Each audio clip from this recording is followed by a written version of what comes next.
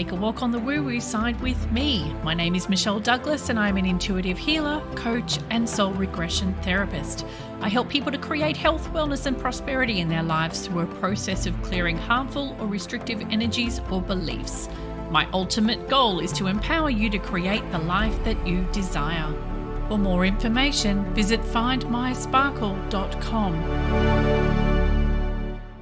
Why, hello there. Here we are on episode 16 of the Find My Sparkle podcast. Today we're going to be talking about lesson 8 of A Course in Miracles. So lesson 8's title is My Mind is Preoccupied with Past Thoughts. I was actually able to understand today's lesson reading it straight from the original book, Go Me, and it really gets you thinking. But today I will kick off with Pam Grout's explanation, which simplifies it beautifully.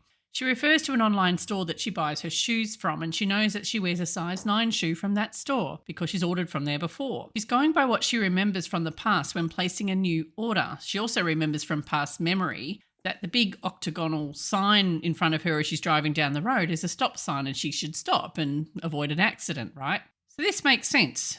I used to order Tony Bianco shoes in a size 8. They're amazing shoes because I knew that they would fit.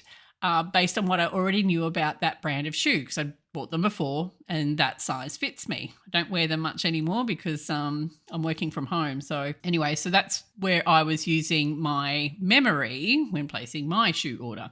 So they're the upsides of being preoccupied with past thoughts. It actually saves us a bit of time because we remember we don't have to relearn what things mean, right? So that's a good thing. So we're now getting into stuff that's a little bit more confusing, and I'll go by what the Course says. So it states in not so many words that the past does not actually exist. What we define as our past is purely based on memories and meaning we've placed on past events.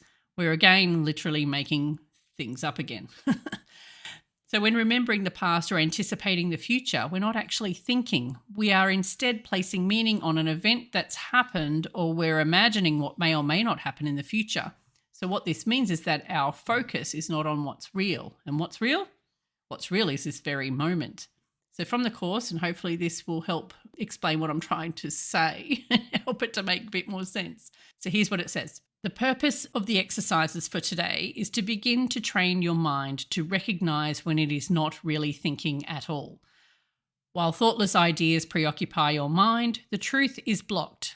Recognizing that your mind has been merely blank, rather than believing that it is filled with real ideas, is the first step to opening the way to vision. So I remember once being taught by a coach that when we're attempting to come up with solutions to problems with our thinking mind, we're actually drawing only from our own experience, which is clearly what we remember from the past. But when we clear our mind completely and let go of thoughts of the past or worries about the future, the answers will come because they're not based on what we already know. So today's exercise, this one requires you to close your eyes, so make sure you're not driving when you do this. The reason why they want you to do this with closed eyes is so that your mind isn't preoccupied with what you're seeing. It's therefore easier to recognize that no matter how vividly you may picture a thought, you're not actually seeing anything with your eyes. Okay, so here goes.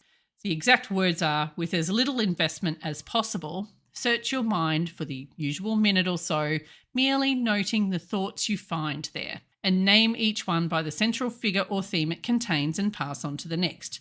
And introduce the practice period by saying, I seem to be thinking about, and then name each of your thoughts specifically. So for example, I seem to be thinking about the cat, but my mind is preoccupied with past thoughts.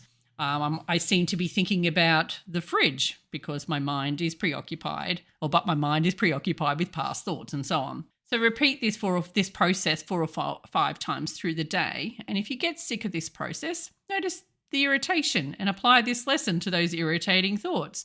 So I seem to be thinking about my irritation, but my mind is preoccupied with past thoughts. So becoming aware of our thoughts is an eye-opener, as you're about to find out, because you're afraid, like for example, if you're afraid to try something new, imagine or examine why you have that fear. Why are you afraid? What experience from the past are you drawing from in order to experience that fear? And I shall leave you with that. See you next time.